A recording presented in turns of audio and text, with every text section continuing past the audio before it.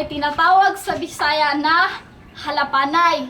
Kailangan lang natin ng piring sa mata, tapos 4 hanggang sa 5 players. Isa sa kanila ay taya.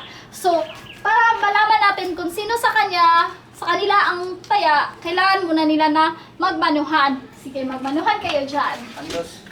1, 2, Oy, ikaw ang taya. Sige, pare. Ibig sabihin, siya yung taya, siya yung lalagyan natin ng piring sa mata. So, yan. Dire Sige. Andre. Talikod. Ah. Sige. Simple lang. Ganito lang kanyang gagawin.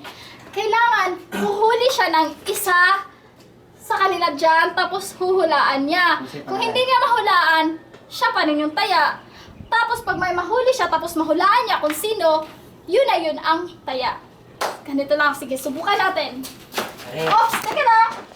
Ikot ka muna. 1, 2, 3, go! Pare. Ito pare.